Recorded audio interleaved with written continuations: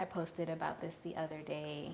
Check on your therapist friends, because we experience our own process with whatever's happening contextually, and then we relive it over and over and over again, and holding space for our communities.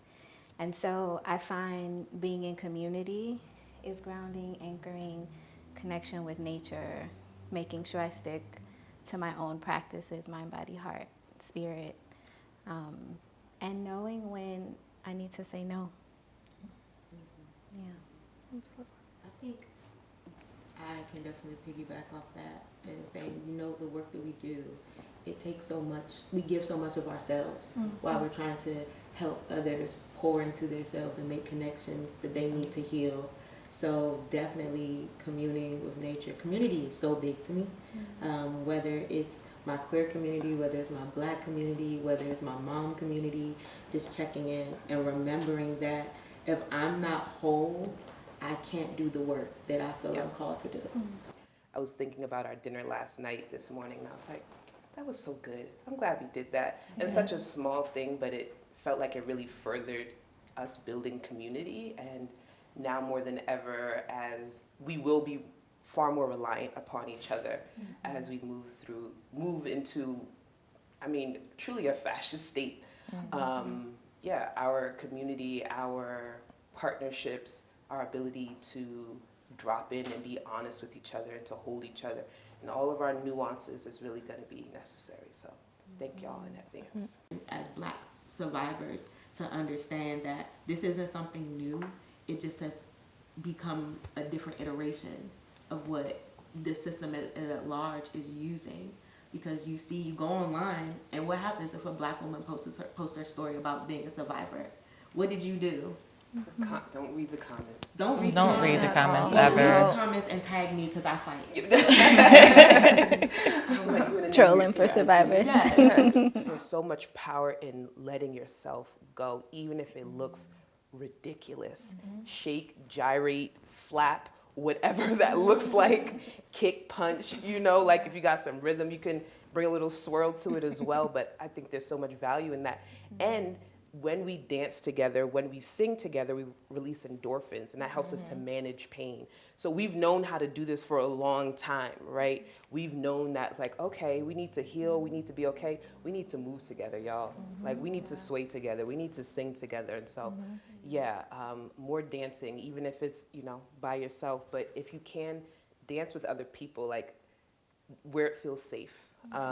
Where it feels safe, give yourself that opportunity to literally leave it on the floor. So much has been, our bodies have been objectified, and the way we move our bodies has been objectified and also oppressed. So twerking, when you look back at African dance across the diaspora, across the continent and the diaspora, there's so much, no matter male or female body, that, when you're moving, you're releasing. We think about our root chakra, our second chakra, our solar plexus chakra, which are lower three, and often most impacted by sexual trauma. When we're moving our hips, we're able to release that. When you are looking at some of these cultures on the continent, that's where the dance is centered. That's where the movement is centered. Sometimes it's about the embodiment of rivers or bodies of water or deities of water as well, which can help us cleanse and cool. And sometimes it's about being able to float like salt water, right? Not take it in, just letting it be on the surface and then letting it roll off. So these ancient technologies in the contemporary world, it's like, okay, let's normalize Black-bodied folk in the world pop dropping and locking it on the street or twerking or tapping just because, and it's like, yes, boo, I see you. You better really I dream of a world where we know. Let me jump in on this with you. Right. Exactly. The body is a record, and there's so many songs within us in that movement. allows us to release it. So now you know you're all gonna have to dance after this. So, Yeah. there you go. And I done already told y'all about my dance skills, but I'll still do it. We're gonna say like you find a corner, you just look at the wall, nobody's looking at you. Everybody look at the wall and do Forget your the thing. corner, I'll be in the middle. Okay, that's No, what I'm just talking about. Reclamation. There you go. At Me Too, we created a self-guided healing platform for survivors of sexual violence called Survivors Sanctuary. And in it, we talk about many things. We talk about our theory of healing, which talks about post-traumatic growth, which is what you named earlier in terms of all the beauty and life that can still be had beyond those moments of trauma. We talked about taking that cognitive approach and the body-based approach. But we also create a space, we have an anonymous and encrypted space for survivors to share their stories. And this is a way for us to share stories of survivorship. So not only just a moment or the moments of harm, but also the ups and downs of the healing journey.